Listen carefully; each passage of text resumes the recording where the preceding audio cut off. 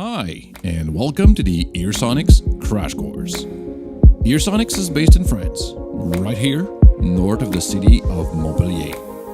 They have a big building for making such tiny little in-ear monitors. Earsonics was founded about 10 years ago by Frank Lopez.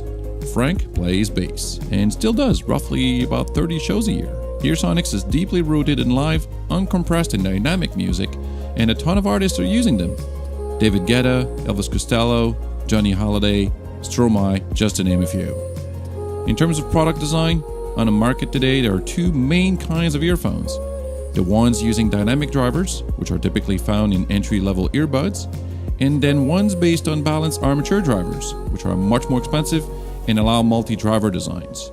100% of Earsonics products are using balanced armature designs. At the time of this video, Earsonics has 6 different models of universal fit in-ear monitors, divided into 2 main categories. The reference models, which are the SEM6 V2 and the SEM9s, are using respectively 6 and 9 drivers, are manufactured the same way that Earsonics makes their custom models. For custom models, you start with the customer's ear print, trim the extra parts off, make small adjustments to the mold, and then proceed to a 3D scan. Further refinements are done to smooth out certain parts. Then the 3D model shell is emptied out, kennel for the drivers added to the model, etc. Then the shell 3D printing can begin on a rapid-shaped liquid resin printer. As mentioned previously, custom models as well as the EM6 and the SEM9s are manufactured the same way. Since we could not really film the process from too close, here's a shot of the process in a completely different product, obviously not an in-ear model.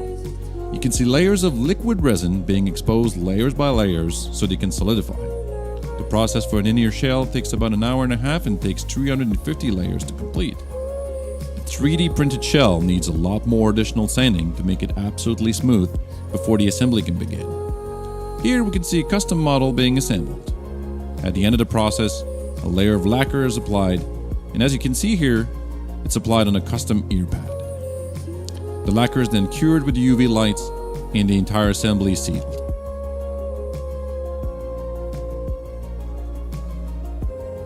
Here you can see the assembly process on a different model, the AS3, a 3-driver universal fit model. Passive crossover is assembled along with all the multiple drivers, following a detailed schematic. The balanced armature drivers are installed into the injection molded shell and then carefully closed and sealed using a torque screwdriver. Made in France, the Earsonics range of in-ear monitors are truly designed and manufactured with passion by a team of engineers, artists, and musicians.